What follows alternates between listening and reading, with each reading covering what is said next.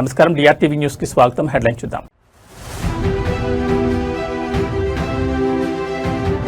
CM చంద్రబాబుతో జనసేన రాజ్యసభ అభ్యర్థి లింగంనేని రమేష్ మర్యాదకు పూర్వక భేటీ.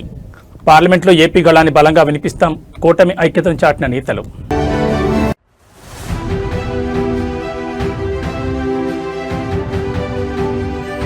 Revanth Reddy mark, history and Prajarajyam డైలాగులతో హిటెక్కిన తెలంగాణ రాజకీయాలు.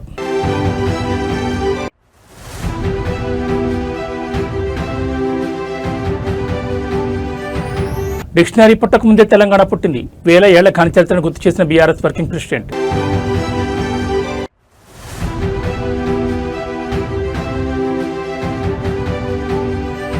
తిరుమలలో భక్తులు అసాధారణ రద్దీ. శ్రీవారి సర్వదర్శనానికి 20 గంటల సుదీర్ఘ సమయం. ఇక డీటెయిల్స్ చూస్తే ఆంధ్రప్రదేశ్ రాజకీయాల్లో రాజ్యసభ ఎన్నికల వేడి కొనసాగుతున్న తరుణంలో అమరావతి వేదికగా ఒక కీలక పొలిటికల్ మూవ్మెంట్ చోటు చేసుకుంది. సీఎం క్యాంపు కార్యాలయంలో ముఖ్యమంత్రి చంద్రబాబు నాయుడిని జనసేన పార్టీ రాజ్యసభ అభ్యర్థి లింగంనేని రమేష్ మర్యాదపూర్వకంగా కలుసుకున్నారు. కూటమి తరపున అత్యంత ప్రతిష్టాత్మకమైన రాజ్యసభ అభ్యర్థిగా తనను ఎంపిక చేసినందుకు ముఖ్యమంత్రికి ఆయన ప్రత్యేక కృతజ్ఞతలు, ధన్యవాదాలు తెలిపారు. ముఖ్యమంత్రి చంద్రబాబు నాయుడుతో జరిగిన ఈ సమావేశంలో జనసేన పార్టీకి చెందిన పలువురు ప్రముఖ ప్రజాప్రతినిధులు, నేతలు భాగస్వామయ్యారు. సీఎంను కలిసిన వారిలో కాకినాడ పార్లమెంట్ సభ్యులు ఉదయ్ శ్రీనివాస్, సీనియర్ శాసనసభ్యులు మండలి బుద్ధప్రసాద్, ఎమ్మెల్సీ హరిప్రసాద్తో పాటు police housing corporation chairman Srinivas ఉన్నారు. రాజ్యసభ ఎన్నికల్లో కూటమి అభ్యర్థుల విజయావకాశాలు మరియు అసెంబ్లీలో అనుసరించాల్సిన వ్యూహాలపై ఈ సందర్భంగా ప్రాథమిక చర్చ జరిగినట్టు తెలుస్తోంది. జనసేన అధినేత డిప్యూటీ సీఎం పవన్ కళ్యాణ్ ఆశయాలకు అనుగుణంగా కూటమి సమన్వయంతో పార్లమెంట్లో రాష్ట్ర గళాన్ని బలంగా వినిపిస్తామని లింగంనేని రమేష్ ఈ సందర్భంగా స్పష్టం చేశారు. తెలుగుదేశం, జనసేన, బీజేపీ కూటమి పక్షాల మధ్య గ్రౌండ్ లెవెల్ నుంచి టాప్ లీడర్షిప్ వరకు ఎంతటి సత్సంబంధాలున్నాయో ఈ భేటీ మరోసారి నిరూపించింది. రాబోయే రోజుల్లో ఢిల్లీ పెద్దల సభలో ఏపీ గళం వినిపించబోయే అభ్యర్థుల జాబితాలో ఈ భేటీ అత్యంత ప్రాధాన్యతను సంతరించుకుంది.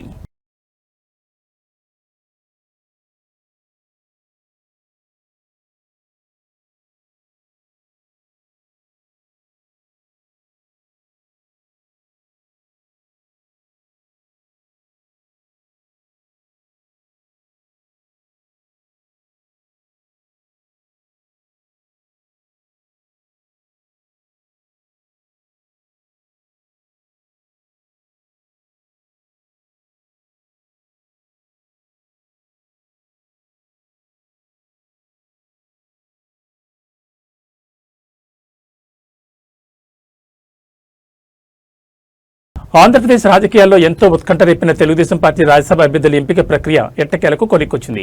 టీడీపీ కోటాలో పెద్దల సభకు వెళ్లే అభ్యర్థుల పేర్లను ముఖ్యమంత్రి చంద్రబాబు నాయుడు అధికారికంగా ఖరారు చేశారు. అమరావతిలోని సీఎం నివాసంలో అభ్యర్థులకు స్వయంగా ఆయన పార్టీ బీఫారాలను అందజేశారు. పారిశ్రామిక, విద్య మరియు యువజన విభాగాలకు చెందిన సానా సతీష్, భాష్యం రామకృష్ణ మరియు చింతకాయల విజయాలను ఈసారి రాజ్యసభ బరిలోకి దించుతోంది. అధినాయకత్వం నమ్మకాన్ని నిలబెట్టుకుంటూ ఢిల్లీ వేదికగా రాష్ట్ర హక్కుల కోసం పోరాడతామని అభ్యర్థులు స్పష్టం చేశారు. ఈ ముగ్గురు అభ్యర్థుల ఎంపికలు సీఎం చంద్రబాబు నాయుడు క్షేత్రస్థాయి సమీకరణాలను క్షుణ్ణంగా పరిశీలించినట్టు తెలుస్తోంది. ఉత్తరాంధ్రలో కీలక సామాజిక వర్గానికి చెందిన యువనేత, ఐటీ వింగ్ లో యాక్టివ్ గా ఉన్న చింతకాయల విజయ్కి అవకాశం ఇవ్వడం ద్వారా యువతకు పెద్దపీట వేశారు. అటు విద్యారంగంలో ప్రముఖుడిగా ఉంటూ పార్టీ కార్యక్రమాలు ఆర్థికంగా, నైతికంగా అండగా నిలిచిన భాష్యం రామకృష్ణకు సీటు దక్కడం విశేషం. ఇక సుదీర్ఘ పారిశ్రామిక, రాజకీయ నేపథ్యం ఉన్న సానా సతీష్ సైతం చంద్రబాబు చేతుల మీదుగా బీఫారం అందుకున్నారు. కూటమిలోని జనసేన అభ్యర్థి లింగంనేని రమేష్ తో పాటు ఈ ముగ్గురు టీడీపీ నేతలు కూడా అసెంబ్లీ సెక్రటరియట్లో తమ నామినేషన్ దాఖలు చేయనున్నారు. సంఖ్యాబలం పూర్తిగా కూటమికి అనుకూలంగా ఉండడంతో వీరి ఎన్నిక ఏకగ్రీవం కావడం దాదాపు ఖాయంగా కనిపిస్తోంది.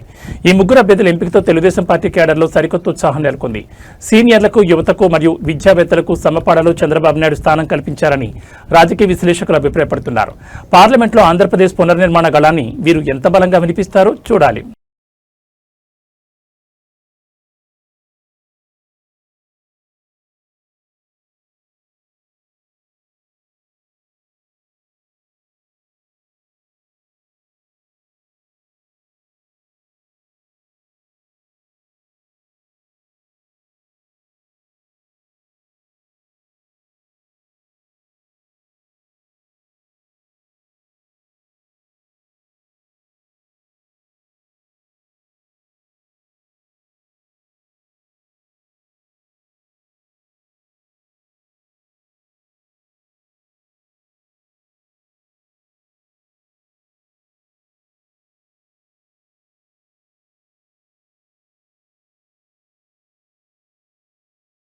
తెలంగాణ కాంగ్రెస్ శ్రేణిలో సరికొత్త జోష్ నింపుతూ ముఖ్యమంత్రి రేవంత్ రెడ్డి చేసిన వ్యాఖ్యలు ఇప్పుడు సోషల్ మీడియాలో పొలిటికల్ కారిడార్లలో తెగ హల్చల్ చేస్తున్నాయి.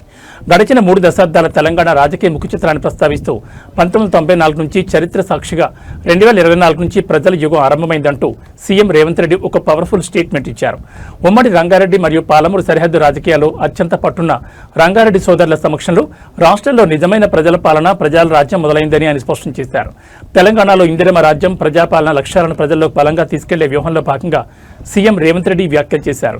1994 నుంచి సాగిన సుదీర్ఘ రాజకీయ ప్రస్థానాన్ని గుర్తు చేస్తూ 2024లో రాష్ట్రంలో కాంగ్రెస్ ప్రభుత్వం ఏర్పడినట్టు నుంచి ఇక్కడ ఒక సరికొత్త ప్రజల యుగం సువర్ణ అధ్యాయం మొదలైందని ఆయన నినదించారు. ముఖ్యంగా నగర శివారు ప్రాంతాలు గ్రామీణ మార్కెట్లలో తిరుగులేని పట్టున్న రంగారెడ్డి సోదరుల దశాబ్దాల రాజకీయ అండదండలను కొనియాడుతూ వారి సమక్షంలో సాగుతున్న ప్రస్తుత పాలన నిరుపేదలు బడుగు బలహీన వర్గాల ఆశయాలకు అద్దం పడుతోందని సీఎం స్పష్టం చేశారు. ఈ వ్యాఖ్యలు కాంగ్రెస్ పార్టీ శ్రేణులకు బూస్ట్ ఇస్తుండగా ప్రత్యర్థి పార్టీల శ్రేణులను ఆలోచనలో పడేశాయి. సీఎం రేవంత్ రెడ్డి ప్రతిపాదిస్తున్న ఈ 2024 ప్రజల యుగం నినాదాన్ని కాంగ్రెస్ సోషల్ మీడియా వింగ్లు విపరీతంగా ట్రెండ్ చేస్తున్నాయి. అయితే ప్రతిపక్ష పార్టీలు మాత్రం గత 10 ఏళ్ల ప్రగతిని తక్కువ చేసి మాట్లాడడం సరికాదని విమర్శిస్తున్నాయి. ఏదేమైనా Revanth Reddy mark history and ప్రజల రాజ్యం పొలిటికల్ డైలాగులతో తెలంగాణ పాలిటిక్స్ మరోసారి హీట్ ఎక్కాయి. 94 నుంచి 2004 వరకు తెలుగుదేశం పార్టీ అధికారంలో ఉన్నది.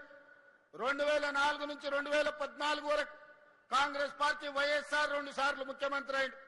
2014 నుంచి 2024 వరకు బీఆర్ఎస్ 2 సార్లు ప్రభుత్వం ఏర్పాటు చేసింది.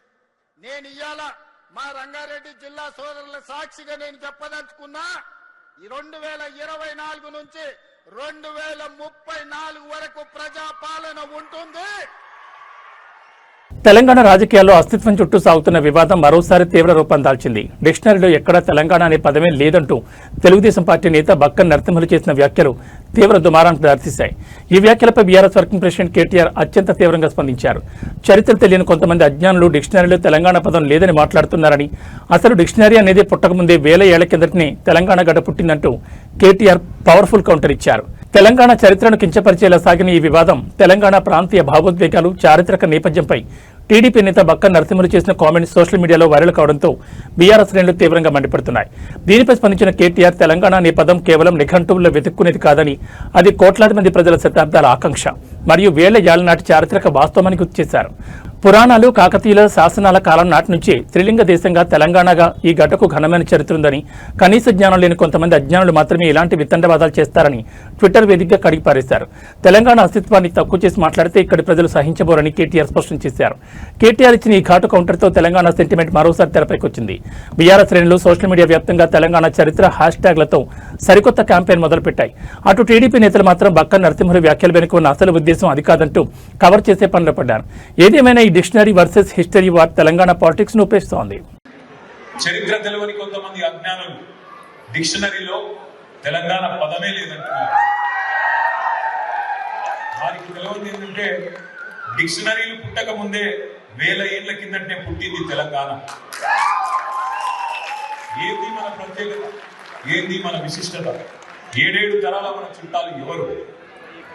రాణి రుద్రమ్మ, సమ్మక్క సారలమ్మ, సాకలి ఐలమ్మ, రామ్జీ గోండు, కొమురం భీం, సర్వాయి పాపన్న, పండుగ సాయన్న, దొడ్డి కుమరన్న, షోయబుల్లా ఖాన్, ఒక షేక్ బందగి. ఒక్కరా ఇద్దరా? ఎందరు వీరులు, ఎందరు ధీరులు, అనువనువున ఆత్మగౌరవం, నరనరాన పోరాటం పోటెత్తే జాతి మనది. అంతర్జాతీయంగా భౌగోళిక రాజకీయ ఉద్రిక్తతలు పెరుగుతున్న వేళ భారతదేశ ఆర్థిక ప్రగతిని కాపాడుకునేందుకు ప్రధాని నరేంద్ర మోడీ సరికొత్త వ్యూహాత్మక సమీక్ష నిర్వహించారు. ఢిల్లీ వేదికగా ప్రధానమంత్రి ఆర్థిక సలహా మండలి సభ్యులతో ప్రధాని మోడీ ఉన్నత స్థాయి సమావేశం జరిపారు. ప్రస్తుత ఆర్థిక సంవత్సరంలో దేశ జీడీపీ వృద్ధి రేటును మరింత వేగవంతం చేయడం మరియు పశ్చిమాసియా దేశాల్లో ముదురుతున్న వివాదాల వల్ల అంతర్జాతీయ మార్కెట్లో తలెత్తున్న సవాళ్లను ఎలా ఎదుర్కోవాలనే అంశాలపై ఈ భేటీలో సుదీర్ఘంగా చర్చించారు. భారతదేశం తన ఇంధన అవసరాల కోసం అత్యధికంగా దిగుమతులపైనే ఆధారపడుతున్న నేపథ్యంలో పశ్చిమాసియా సంక్షోభం, క్రూడాయిల్ ధరలు మరియు అంతర్జాతీయ వాణిజ్య మార్గాలపై ఎలాంటి ప్రభావం చూపుతుందనే దానిపై ఆర్థిక నిపుణులు ప్రధానికి సమగ్ర నివేదిక సమర్పించారు. గ్లోబల్ మార్కెట్లో అనిశ్చితి ఉన్నప్పటికీ గడిచిన త్రైమాసికంలో భారతదేశం సాధించిన బలమైన ఆర్థిక వృద్ధిని ప్రధాని అభినందించారు. ఇదే వేగాన్ని కొనసాగించడానికి పారిశ్రామిక రంగానికి మరింత ఊతమివ్వాలని, పెట్టుబడులకు అనుకూల వాతావరణాన్ని కల్పించాలని మోడీ సూచించారు.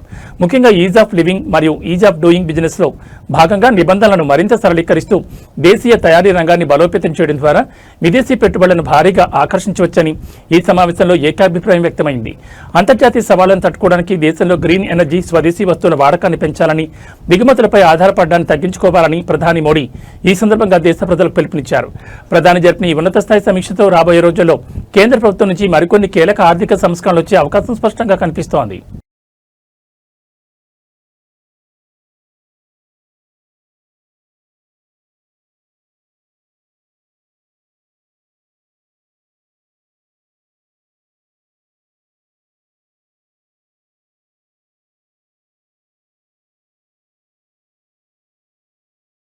కలియుగ ప్రత్యక్ష దైవం తిరుమల శ్రీ వెంకటేశ్వర స్వామివారి క్షేత్రంలో భక్తుల రద్దీ అసాధారణ స్థాయికి చేరుకుంది. వేసవి సెలవులు ముగింపు దశకు చేరడంతో తమ పిల్లలతో కలిసి స్వామివారిని దర్శించుకునేందుకు భక్తులు తిరుమల కొండకు భారీగా తరలివచ్చారు. వైకుంఠం క్యూ కాంప్లెక్స్లోని కంపార్ట్మెంట్లన్నీ భక్తులతో పూర్తిగా నిండిపోయాయి. టోకెన్ లేని సర్వదర్శనం కోసం వేచి ఉన్న భక్తుల క్యూ లైన్ ఏకంగా కొండపై ఉన్న ప్రముఖ ఆధ్యాత్మిక ప్రాంతం శిలాతోరణం వరకు కిలోమీటర్ల మేర విస్తరించింది. ప్రస్తుతం ఉన్న రద్దీ దృష్ట్యా సామాన్య భక్తులకు శ్రీవారి దర్శనం కావడానికి ఏకంగా 20 గంటల సుదీర్ఘ సమయం పడుతోంది. తిరుమల తిరుపతి దేవస్థానం వెల్లడించిన తాజా నివేదిక ప్రకారం నిన్న ఒక్కరోజే ఏకంగా 90,107 మంది భక్తులు శ్రీవారిని దర్శించుకుని మొక్కులు చెల్లించుకున్నారు. భక్తుల రద్దీ ఊహించని విధంగా పెరగడంతో తిరుమల శ్రీవారి లడ్డూ ప్రసాదానికి విపరీతమైన డిమాండ్ ఏర్పడింది. నిన్న రోజంతా కలిపి రికార్డు స్థాయిలో 4,35,000 లడ్డూల విక్రయాలు జరిగినట్లు అధికారులు స్పష్టం చేశారు. అలాగే శ్రీవారి హుండీ ద్వారా నిన్న ఒక్కరోజే ఆలయానికి 4,23,00,000 రూపాయల ఆదాయం వచ్చినట్లు టీటీడీ బోర్డు ప్రకటించింది. సుదీర్ఘ క్యూ లైన్లలో గంటల తరబడి వేచి ఉన్న భక్తులకు ఎలాంటి ఇబ్బందులు తలెత్తకుండా నిరంతరాయంగా అన్నప్రసాదం, త్రాగునీరు, పాలు పంపిణీ చేసేందుకు టీటీడీ యంత్రాంగం ప్రత్యేక సిబ్బందిని, శ్రీవారి సేవకులను రంగంలోకి దించింది.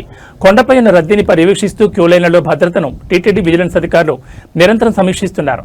రాబోయే 2-3 రోజుల పాటు ఇదే తరహా రద్దీ కొనసాగే అవకాశం ఉన్నందున దర్శన సమయం పెరిగినా సామాన్య భక్తులు సహనంతో సహకరించాలని అధికారులు విజ్ఞప్తి చేస్తున్నారు.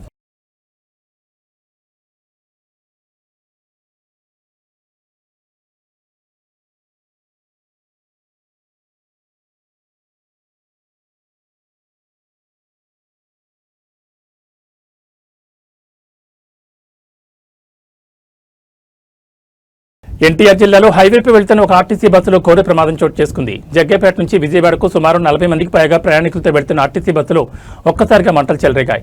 బస్సు ఇంజన్ భాగంలో సంభవించిన షార్ట్ సర్క్యూట్ కారణంగా దట్టమైన పొగలు, మంటలు బస్సు లోపలికి వ్యాపించాయి.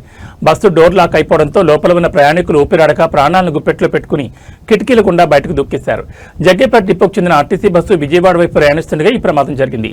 బస్సు అద్దంకి, నార్కెట్పల్లి లేదా జాతీయ రహదారిపై వేగంగా వెళ్తున్న తరుణంలో ఒక్కసారిగా ఇంజన్ క్యాబిన్ నుంచి పొగలు రావడం డ్రైవర్ గమనించాను. వెంటనే అప్రమత్తమైన డ్రైవర్ బస్సును రోడ్డు పక్కకు నిలిపేశారు. అయితే క్షణాల వ్యవధిలోనే మంటలు డ్రైవర్ క్యాబిన్ మొత్తానికి కమ్మేశాయి. దీంతో బస్సు వెనుక భాగంలో ఉన్న ప్రయాణికులు తీవ్ర భయాందోళనకు గురయ్యారు. ప్రధాన ద్వారం గుండా బయటకు వచ్చే పరిస్థితి లేకపోవడంతో యువకులు, మహిళలు ప్రాణరక్షణ కోసం బస్సు కిటికీల అద్దాలను పగలగొట్టి వాటి గుండా కిందకు దూకేశారు. ఈ క్రమంలో పలువురు ప్రయాణికులకు స్వల్ప గాయాలయ్యాయి. హైవేపై వెళ్తున్న వాహనదారులు, స్థానికులు వెంటనే స్పందించి ప్రయాణికులను సురక్షితంగా బయటకు తీశారు. సమాచారం అందుకున్న ఫైర్ సిబ్బంది ఘటనా స్థలాన్ని చేరుకుని మంటలను పూర్తిగా అదుపు చేశారు. డ్రైవర్ సకాలంలో బస్సును ఆపడం వల్లే 30 మందికి పైగా ప్రయాణికులు సురక్షితంగా బయటపడ్డారని, లేదంటే పెద్ద ప్రమాదం జరిగేదని స్థానికులు చెప్తున్నారు.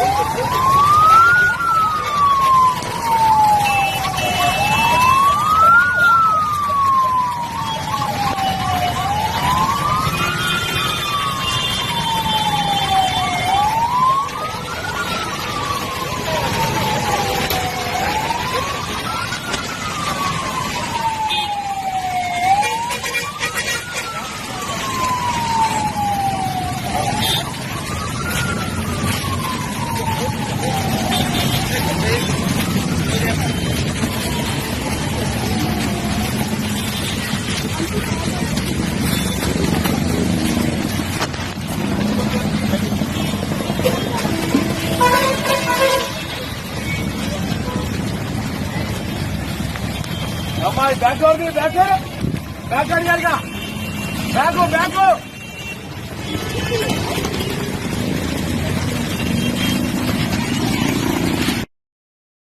తెలంగాణ ప్రముఖ పుణ్యక్షేత్రం యాదగిరిగుట్ట శ్రీ లక్ష్మీనరసింహస్వామివారి ఆలయంలో భక్తుల రద్దీ ఒక్కసారిగా అమాంతం పెరిగింది.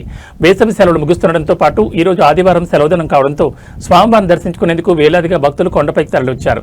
దీంతో యాదాద్రి ప్రసాద విక్రయశాలలు, కళ్యాణకట్ట, పుష్కరిణి పరిసర ప్రాంతాలు భక్తులతో పూర్తిగా కిక్కిరిసిపోయాయి.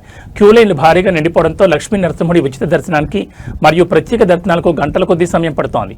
ఉదయం నుంచే యాదగిరిగుట్ట లక్ష్మీ నరసింహస్వామివారి ఆలయ క్యూ కాంప్లెక్స్లు భక్తులతో నిండిపోయాయి. ప్రస్తుతం ఉన్న రద్దీని బట్టి స్వామివారి ధర్మదర్శనానికి సుమారు 3 గంటల సమయం పడుతుండగా 150 రూపాయల ప్రత్యేక ప్రవేశ దర్శనానికి 2 గంటల సమయం పడుతోందని ఆలయ అధికారులు అధికారికంగా వెల్లడించారు.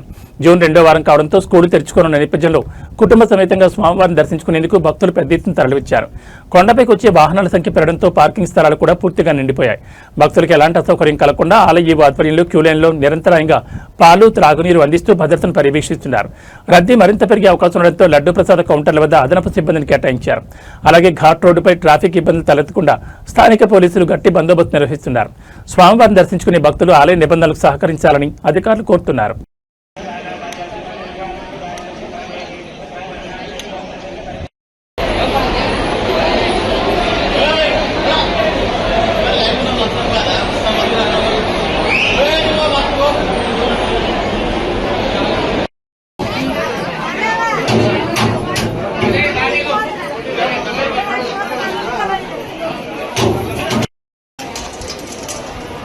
అయితే రోజు వస్తుంది ఆనంద రోజు వస్తుంది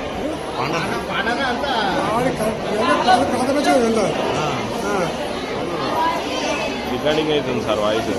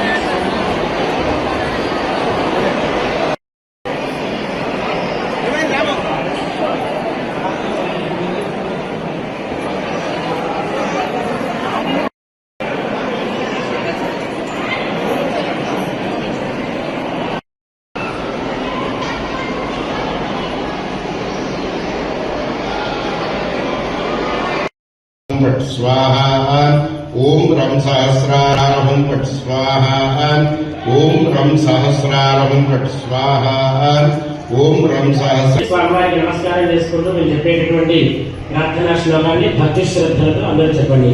ఓం అస్మద్గురుభ్యో నమః.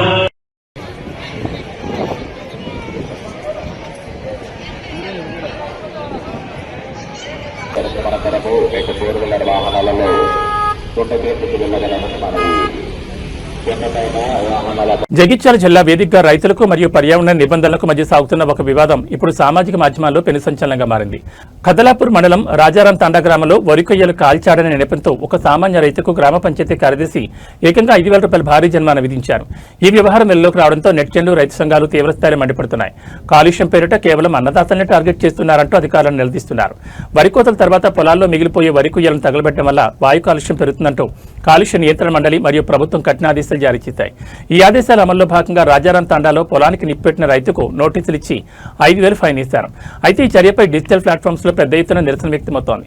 ఓళ్ల పక్కనే ఉండే డంపింగ్ యార్డులు తగలబడుతున్నప్పుడు 100 టన్నుల పొగను వదులుతున్న ఇటుక బట్టీలు, కెమికల్ పరిశ్రమలపై అధికారులు ఎందుకు ఇలాంటి జరిమానాలు విధించడం లేదని నెటిజన్లు నిలదీస్తున్నారు.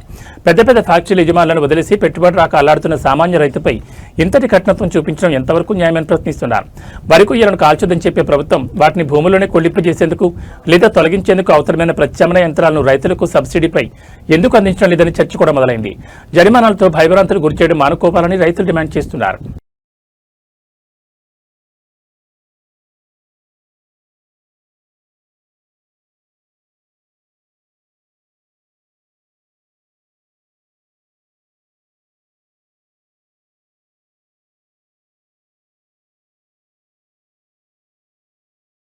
సామాన్యుడి వంటింటి బడ్జెట్ను అస్తవ్యస్తం చేస్తూ గ్యాస్ కంపెనీలు మరోసారి భారీ షాక్ ఇచ్చాయి. గృహ వినియోగానికి ఉపయోగించే 14.2 కేజీల ఎల్పీజీ సిలిండర్ ధరను పెంచుతూ దేశీయ చమురు సంస్థలు నిర్ణయం తీసుకున్నాయి. సవరించిన ధరల ప్రకారం ప్రతి సిలిండర్పై ఏకంగా 29 రూపాయల మేర భారాన్ని మోపాయి.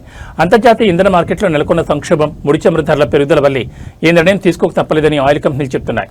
కేవలం 3 నెలల వ్యవధిలోనే గ్యాస్ ధరలు పెరగడం ఇది రెండోసారి కావడంతో సామాన్య వినియోగదారులు తీవ్ర ఆగ్రహం వ్యక్తం చేస్తున్నారు. సవరించిన గ్యాస్ ధరలు ఇవాళ ఉదయం నుంచి దేశవ్యాప్తంగా అమల్లోకి వచ్చాయి.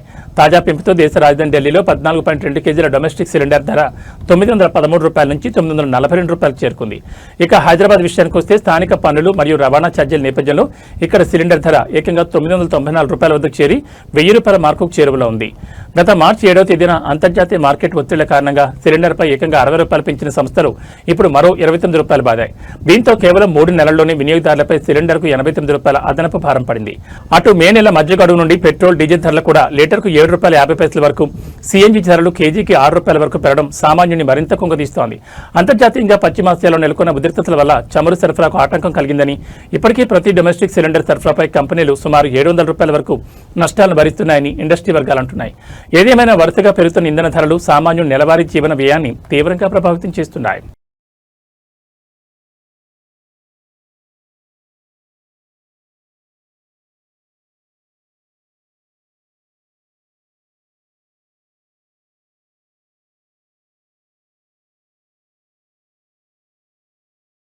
బంగారం, వెండి కొనాలనుకునే వారికి బులియన్ మార్కెట్ నుంచి అత్యంత తీపి కబురు వచ్చింది. హైదరాబాద్ మార్కెట్లో గత 9 రోజులుగా పసిడి ధరలు వరుసగా తగ్గుముఖం పడుతున్నాయి. అంతర్జాతీయంగా మారిన ఆర్థిక సమీకరణల నేపథ్యంలో కేవలం 9 రోజుల్లోనే 10 గ్రాముల స్వచ్ఛమైన బంగారంపై దాదాపు 5,000 రూపాయల వరకు ధర క్షీణించింది.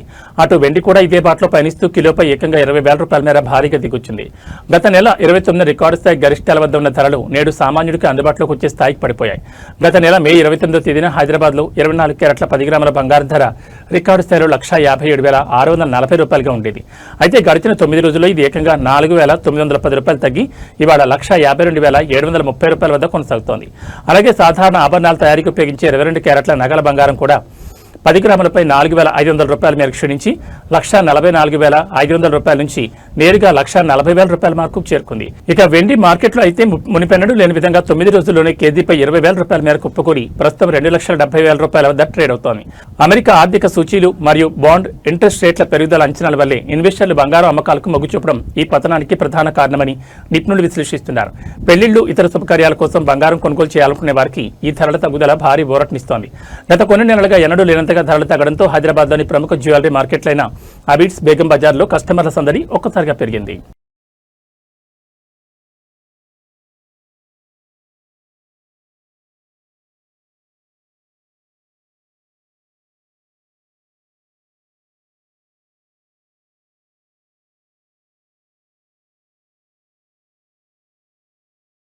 ఉక్కపోతతో సతమతమవుతున్న తెలంగాణ ప్రజలకు వాతావరణ నిపుణులు చల్లటి వార్త అందించారు. ఈ రోజు మధ్యాహ్నం నుంచి రాత్రిలోపు రాష్ట్రంలోని పలు జిల్లాల్లో భారీ వర్షాలు కురిసే అవకాశం ఉందని వాతావరణ శాఖ వెల్లడించింది. ముఖ్యంగా పశ్చిమ, దక్షిణ తెలంగాణ జిల్లాల్లో వాతావరణం వేగంగా మారుతోందని, బలమైన ఎదురుగాలతో కూడిన వర్షాలు పడతాయని అంచనా వేసింది. ఇటు భాగ్యనగరంలోనూ సాయంత్రం వేళ ఆకాశం మేఘావృతమై వర్షం కురిసే ఆస్కారం ఉందని పేర్కొంది. వాతావరణ నిపుణుల తాజా బులెటిన్ ప్రకారం వికారాబాద్, సంగారెడ్డి, నారాయణపేట్, మహబూబ్ నగర్ జిల్లాలో మధ్యాహ్నం తర్వాత వర్ష తీవ్రత ఎక్కువ ఉండబోతోంది. వీటితో పాటు ఉమ్మడి మహబూబ్ నగర్ పరిధిలోని గద్వాల, వనపర్తి, నాగర్ కర్నూలు జిల్లాలతో పాటు నల్గొండ, రంగారెడ్డి జిల్లాలోనూ ఉరుములు, మెరుపులతో కూడిన భారీ వర్షాలు పడే ఛాన్స్ ఉన్నట్లు నిపుణులు స్పష్టం చేశారు. ఈ జిల్లాలో గంటకు 30 నుంచి 40 కిలోమీటర్ల వేగంతో గాలులు వీచే ప్రమాదం ఉంది. ఇక రాష్ట్రంలోని మిగతా ఏరియాల్లోనూ అక్కడక్కడ తేలికపాటి నుంచి మోస్తరు జల్లులు పడే ఆస్కారం ఉంది. రాజధాని హైదరాబాద్ విషయానికి వస్తే సాయంత్రం ఆఫీసుల నుండి ఇళ్లకు తిరిగే సమయంలో నగర వ్యాప్తంగా పలు చోట్ల ఉరుములతో కూడిన వర్షాలు పడొచ్చని అంచనా వేస్తున్నారు. వర్ష సూచన ఉన్న నేపథ్యంలో జిల్లాల యంత్రాంగం అప్రమత్తమైంది. ముఖ్యంగా రైతులు తమ ఆరబోతున్న ధాన్యంపై ముందస్తు జాగ్రత్తలు తీసుకోవాలని, నగర ప్రజలు ప్రయాణాల సమయంలో ట్రాఫిక్ ఇబ్బందులను దృష్టిలో ఉంచుకోవాలని అధికారులు సూచిస్తున్నారు.